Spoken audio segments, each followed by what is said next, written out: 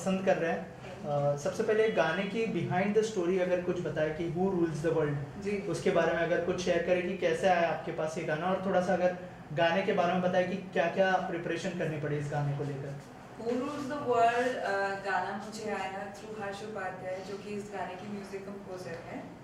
इनके साथ मैं 2 साल से काम कर रही हूँ। Who Rules the World is your song from the Royals और नेटफ्लिक्स की ये सीरीज शूट हो चुकी थी जब हमें टाइटल सीक्वेंस के लिए ब्रीफ आई और उन्होंने बताया कि उनकी क्या क्या रिक्वायरमेंट है। हमने गाना लिख दिया, सबको पसंद आ गया। राइट, ऑल्सो क्या क्या प्रिपरेशन करनी पड़ी इस गाने के लिए? Preparation as such I think इसकी तैयारी तो हम जिंदगी भर से कर रहे थे, क्योंकि इतने टाइम से हम बहुत सारा काम कर रहे हैं। I've been writing lyrics in Bollywood for like 2-3 years now, और इतना सारा जो एक्सपीरियंस है वो कहीं ना कहीं काम आया और हमने लिख लिया गाना with the help of Harsh Upadhyay. He guided me कि उनको क्या क्या चाहिए गाने के अंदर, and we finished up the song. Also दूसरी बार आप सॉन्ग गा रही है नोरा के लिए, कैसा एक्सपीरियंस है और क्या कभी मिलने का मौका मिला या फिर बात करने का मौका मिला अगर कुछ हाँ है? जी, हाँ जी, I've met Nora, she is a darling, and इस बार तो नहीं, जब मेकिंग टाइम पे हम मिले थे, बट जब फर्स्ट टाइम हमने उनके साथ गाना किया था सुल्ताना, जो कि बी हैप्पी फिल्म का गाना है जिसमें नोरा खुद एक हीरोइन है। एंड इस गाने के लिए जब वो आई थी स्टूडियो में तो आई वोकली इंस्ट्रक्टेड हर कि उनको कैसे गाना है पूरा का पूरा रैप, एंड बहुत सारा टाइम स्पेंड करा हमने स्टूडियो में और बहुत मजा आया उनके साथ। Right, also talking about this song, corporate culture में बहुत पसंद कर रहे हैं, नॉन फिल्मी फिल्मी, तो जी। क्या कुछ कॉम्प्लीमेंट्स आए फ्रेंड्स फैमिली, उसके बारे में अगर कुछ शेयर करें आप? अच्छा, नहीं, ये तो मेरे लिए भी न्यूज़ है कि कॉर्पोरेट वर्ल्ड में बहुत पसंद करा जा रहा है, तो उससे बढ़िया कोई चीज़ ही नहीं है, बिकॉज कॉर्पोरेट की लाइफ के बारे में बहुत बात करते हैं इस सीरीज के अंदर, तो रॉयल्स के अंदर। सो अगर सबको पसंद आ रहा है तो ये अच्छी ही बात है। कॉम्प्लीमेंट्स मुझे मेरे बहुत सारे दोस्तों से मिले, बहुत सारे लोग जो मेरे टच में थे फ्रॉम स्कूल कॉलेज, तो उन सब के मुझे दूर दूर से मैसेज आ रहे थे कि वो सुकृति, मैंने तो गाना पहले से सुना हुआ था, मुझे पता ही नहीं आपने गाया था। ओह, देन दे गॉट एक्साइटेड कि मैंने सबसे शेयर करा, और आप लोगों के साथ भी शेयर कर रही हूँ। राइट, लोगों ने ऑलरेडी सुना है गाना, अगर आप 2 जी। लाइनें गुनगुना दें इस गाने की। Of course. My baby, baby, don't you cry, come to mama, 'cause daddy's gonna get you diamonds and drama. Oh baby, baby, रुतबा ही अलग है, वो मेरे इशारे पे सब हैं। म्यूजिक का ट्रेंड इन दिनों पूरी तरह से चेंज हो गया है, वो ट्रेंड को कैसे देखती है? म्यूजिक का ट्रेंड, मुझे लगता है म्यूजिक के वही साथ सुर हैं, हो सकता है उसको मार्केट करने का ट्रेंड चेंज हो गया है, बट म्यूजिक बनाने का तरीका तो अभी भी वही है, तो मैं म्यूजिक बनाने के बारे में थोड़ा ज़्यादा सोचती हूँ। जी।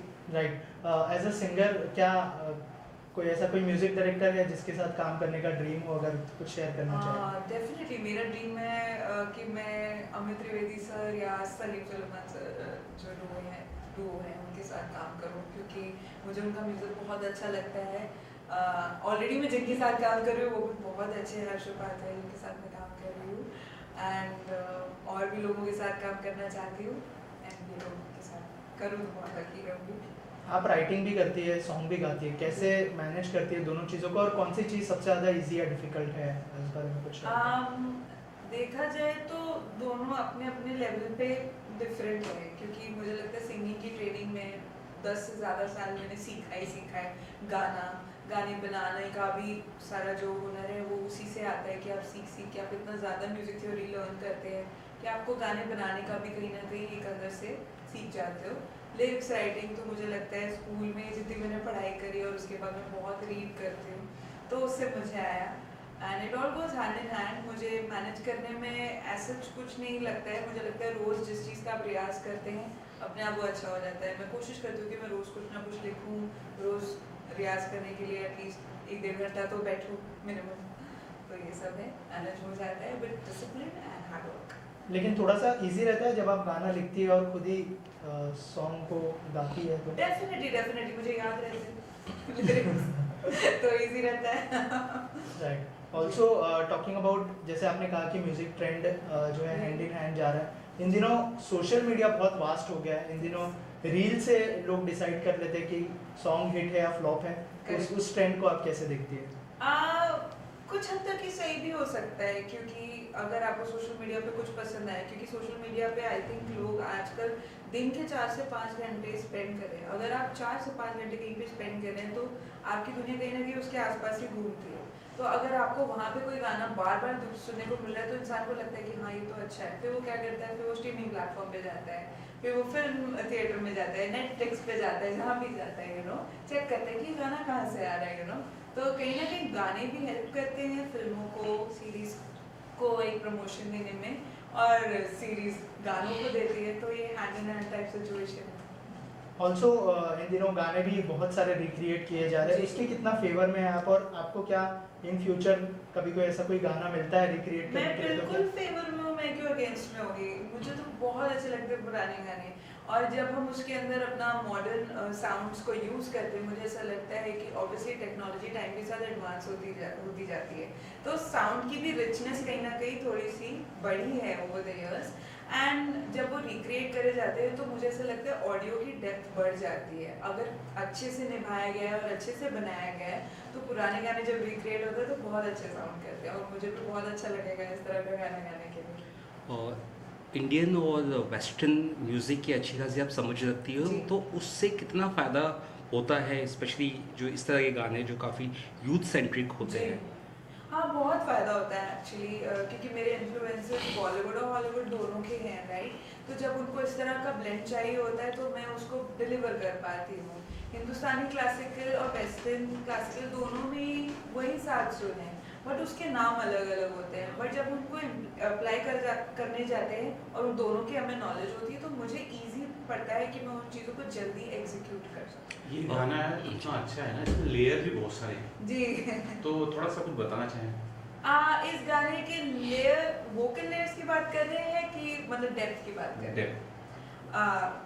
तो एक्चुअली गाने का लिखने के लिए हमको बहुत अच्छे से स्टोरी से वाकिफ कराया गया था, तो उसकी वजह से हम उसको बहुत अच्छे से लिख पाए। लाइक जो फर्स्ट लाइन है, आई थिंक वही अपने आप में मेरी फेवरेट है, क्योंकि it says my baby baby don't you cry come to mama because dad is gonna get you diamonds and drama. I mean कोई सेंस नहीं है डायमंड्स एंड ड्रामा ये साथ में क्या चल रहा है, बट एक्चुअली क्योंकि फिल्म के अंदर सीरीज के अंदर जब हम बात करते हैं तो ईशान खट्टर का जो कैरेक्टर है वो एक रिच स्पेस में पैदा हुआ है, कहीं ना कहीं एक पेरेंट्स की पैम्परिंग में पैदा हुआ है, and he has all the luxuries.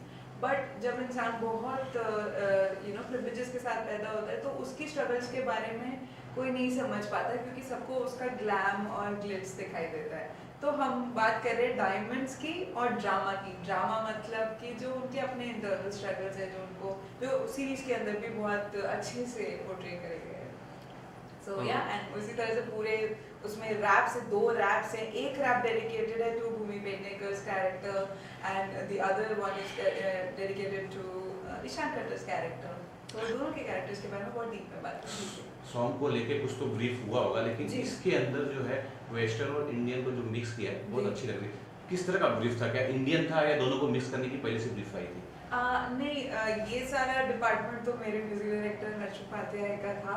उनका आइडिया था कि इस तरह का गाना बनाते हैं। उन्होंने वेस्टर्न स्टाइल में मुझे लिखने को कहा, और म्यूज़िक में उन्होंने बहुत सारे राजस्थानी सारंगी के एलिमेंट्स वगैरह डाले, और बीच में बोलताल भी चलती है, तक दिन बीच में चलता रहता है, तो उससे बहुत अच्छा एलिमेंट आता है इंडियन का, क्योंकि यहाँ पे राजस्थान के म्यूज़िक की बात हो रही है, तो राजस्थानी इन्फ्लुएंसेस, फोक इन्फ्लुएंसेस बहुत अच्छे से उन्होंने इनकॉर्पोरेट किया। इसका पूरा क्रेडिट हर्ष उपाध्याय को जाता है। सुकृति, ये भी जानना चाहूँगा कि रैपिंग की अगर बात करें तो मेल रैपर्स तो काफ़ी नोन है, काफ़ी ज़्यादा भी है, लेकिन फीमेल रैपिंग में अभी भी बहुत स्कोप है अगर जी। देखा जाए तो। और क्या आपको लगता है कि वो एक बड़ी बढ़िया चीज़ है जो आप में एक अलग सी यूएसपी है, जिससे एक और सक्सेस की सीढ़ी आप ज़्यादा से तेज़ी चढ़ सकती है, क्योंकि कुछ ही फीमेल रैपर्स है? मुझे ऐसा लगता है एज ए म्यूजिशियन आपको जितने टैलेंट्स हो आपके उतने कम हैं, क्योंकि आप मल्टीपल स्ट्रीम्स में अच्छे होते हैं तो आप एक मतलब वेल राउंडेड थॉट को प्रेजेंट कर पाते हैं। जैसे मेरे को अगर लिखना भी आता है और गाना भी आता है, तो मैं उस थॉट की क्लैरिटी को और ज़्यादा अच्छे से निभा सकती हूँ। कभी कभी मुझे ऐसा लगता है, हालांकि मतलब डिबेटेबल। और सॉरी क्वेश्चन भूल गई। क्वेश्चन ये था कि बहुत ही कम फीमेल रैपर्स हैं इंडिया हाँ, में, जी। तो I think you are one of those if I am not Yes, wrong, and yes, that's a great thing. Correct, so correct. उसको किस तरह से देखती हैं आप? नहीं एक्चुअली वही, हाँ करेक्ट, जो मैं कह रही थी कि मुझे मल्टीपल जो टैलेंट्स है कि लिखना भी जानती हूँ, गाना भी जानती जी। हूँ, एंड नाउ मुझे नहीं पता था कि रैप कोई अलग चीज़ है, मैं तो वो भी गा ही रही थी मेरे हिसाब से। तो अगर उसको रैप एक सेपरेट कैटेगरी की तरह समझा जा रहा है और वो मेरा एक प्लस पॉइंट बनता है, तो मैं खुशी हूँ, अच्छी बात है। जो मतलब म्यूजिक मेरे लिए एक मीडियम है अपने आप को एक्सप्रेस करने का। आपको किस भी वे में अच्छा लग रहा है, मैं खुश हूँ। जो चाहिए वो मैं प्रेजेंट करने को तैयार हूँ। एज एन एंटरटेनर मेरी ड्यूटी है कि मैं आप सबको एंटरटेन करूँ any way that you would like. We also heard that the web series, जी। other things also coming up. Is that okay for you to speak up about that?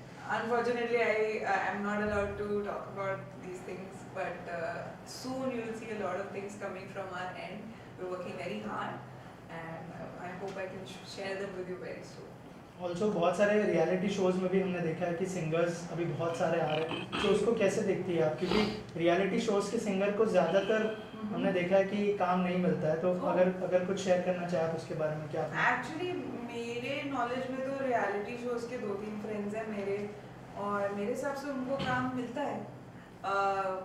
हो सकता है कि आप प्लेबैक की बात कर रहे हैं, तो मुझे लगता है कि प्लेबैक में काम करने के लिए आपको एक रिलेशनशिप बनाना पड़ता है with your music directors and with every person who is in the industry, क्योंकि आपकी जो पॉपुलैरिटी है वो मार्केटिंग के लिए एक बहुत अच्छी चीज़ होती है।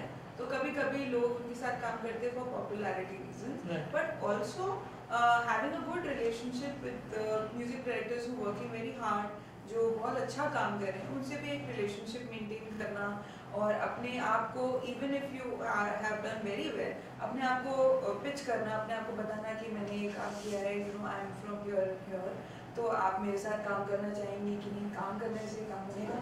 तो मुझे नहीं लगता कि रियलिटी शोज पे वालों को कम काम मिल रहा है, मुझे लगता है उनको अच्छा काम मिल रहा है, और जो अच्छे होते हैं वो आगे बढ़ते हैं।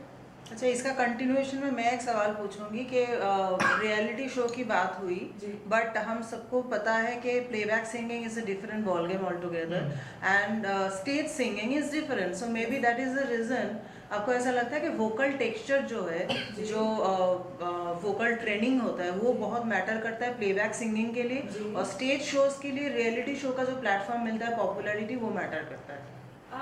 थोड़ा सा ये लेयर्ड क्वेश्चन है, मैं आराम से बताती हूँ। मुझे ऐसा लगता है कि मेरे जितने भी कलीग्स हैं जो लोग रियलिटी शो से जाकर आए हैं, उनकी आवाज़ में मैंने इतना प्यारा इम्प्रूवमेंट देखा है।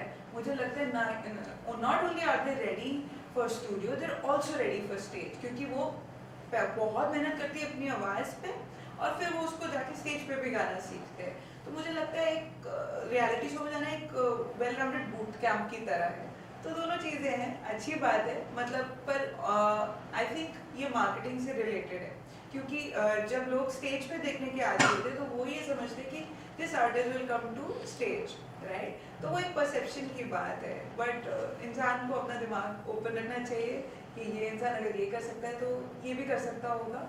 Let me give it a shot, let me give it a try. Lastly क्या मैसेज देना चाहेंगे ऑडियंस को? मैं अपने ऑडियंस को यही कहना चाहूँगी, मैं बहुत मेहनत कर रही हूँ, मैं बहुत काम कर रही हूँ। आई होप मैं आपके पास बहुत अच्छे अच्छे प्रोजेक्ट्स लेके आऊँ। जितना प्यार आपने हू रूल्स द वर्ल्ड को दिया, बी हैप्पी की पूरी एल्बम, सुल्ताना, देवी, मज़ा ही मज़ा और ड्रीम, इन सारे गानों को दिया, उतना ही प्यार मेरे आगे आने वाले गानों को भी दीजिए। बस, thank you so much and all the best.